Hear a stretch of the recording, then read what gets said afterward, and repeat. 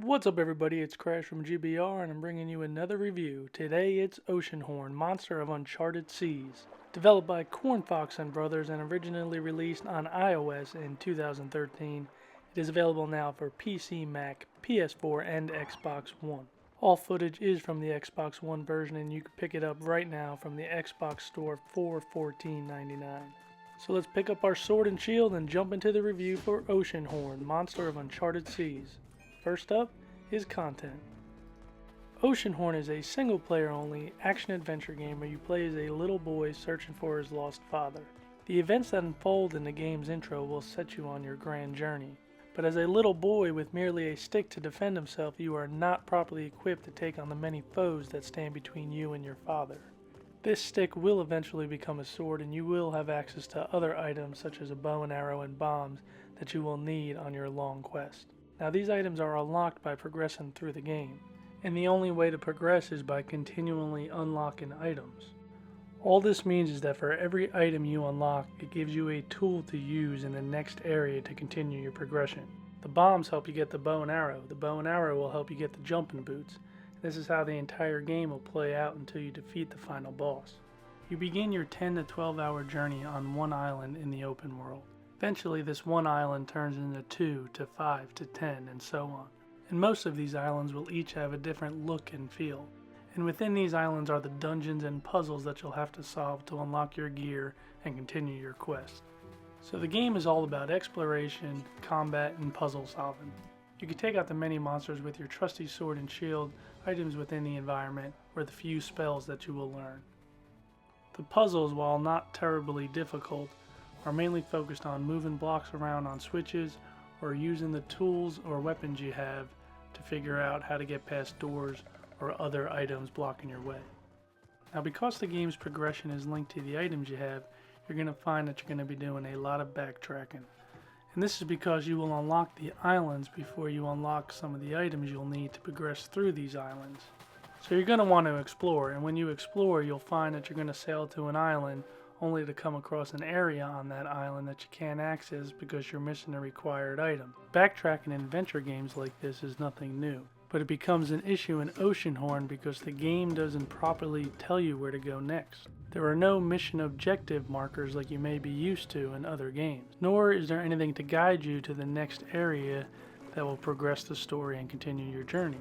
So there were many times where I unlocked an item or piece of equipment which I needed to solve a puzzle, but I couldn't remember where I saw that puzzle at. So I was left sailing to each of the islands to figure out where I needed to use that item. Oceanhorn has a leveling system in which you'll naturally level up your character as you play the game. Each level comes with a perk, and this can be anything from being able to carry more of a particular item to better stamina. Next up in quality is graphics.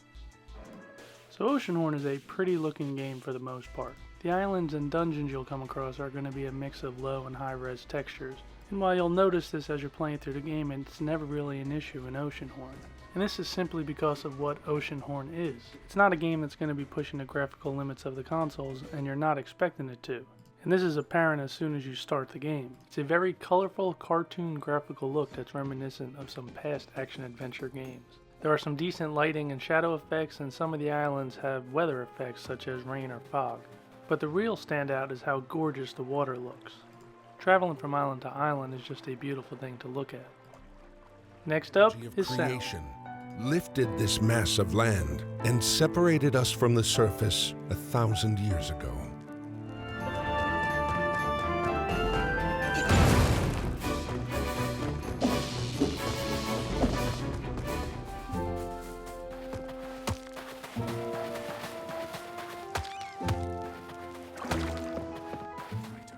So Oceanhorn does have some voice acting throughout the game. Throughout your journey, you're going to come across many different characters that you're going to have to interact with. Most of these interactions don't have any voice acting, you're just left to read some text on the screen. The voice acting that you will be subject to I found to be done fairly well, although many of the characters do sound like they were done by the same voice actor or actress. The sound effects are also done fairly well, although there doesn't seem to be a multitude of effects used. But what is used represents its on-screen counterpart well. Bombs explode with decent bass, swords clank like they're made of hardened steel, and ogres gargle in their final breath as they receive their death blow. What I really found to be the standout in the sound category in Oceanhorn is the game's soundtrack. The ambient music changes drastically depending on the situation you're in. It may sound dreary as you enter a graveyard, or sound more upbeat as you enter a populated village. The use of all the different instruments to bring the soundtrack together, such as the keyboard and violin, are well done and pleasing to the ear. Next up, controls. So essentially the game controls with hotkeys. You can't remap any of the keys, but when you unlock a certain item or spell, they get mapped to the face buttons. All your spells are mapped to the Y button, while all your items are mapped to the B button. So one thing that is initially odd in Oceanhorn is that there is no jump button. And I thought this was a weird design concept until I figured out later on that you get jumping boots. Now while these boots do give you the ability to jump, it's only at certain spots and ledges within each level. Without a doubt, one of the flaws in the controls is that you don't actually control the sailing in this game. I was disappointed in this, as this is one of the major aspects of the game. Once you select an island to sail to, the game takes over and you are no longer in control. The only thing you can do is fire your gun at obstacles in the same sea monster that you're going to come across time and time again. Another issue is aiming your bow and arrow. You're going to come across some puzzles where you're going to have to hit targets, and the game doesn't give you precise control of your bow and arrow, so it's hard to line up these shots. You also have no control of the top-down camera view.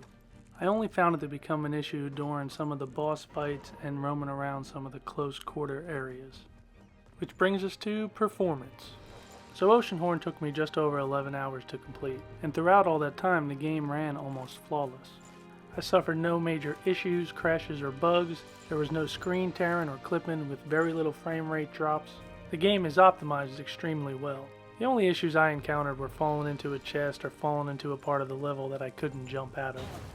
I had to reload my game and then continue my journey. Which brings us to delivery. So Oceanhorn delivers a fun action-adventure game with decent combat, some semi-thought-provoking puzzles, and a tried-and-true progression system. All the mechanics, the art style, even the soundtrack may feel familiar to a lot of people. And this is because of one thing that I didn't mention throughout this entire review. Oceanhorn is essentially the knockoff version of The Legend of Zelda. Now this isn't necessarily a bad thing, considering that Xbox and PlayStation console owners will never get a Legend of Zelda game, so I fully welcome it. Oceanhorn isn't near as epic as The Legend of Zelda, but it is definitely a worthy alternative. The game may have lasted longer than it should due to the backtracking, but it was still a fun game nonetheless. So I rate games on a buy now, buy later, or never buy. This is definitely a buy now. There's a lot of game and a lot of fun to be had playing through the adventure of Oceanhorn. It may be a ripoff of The Legend of Zelda, but it gives non-Nintendo console owners a game with the Zelda-like experience.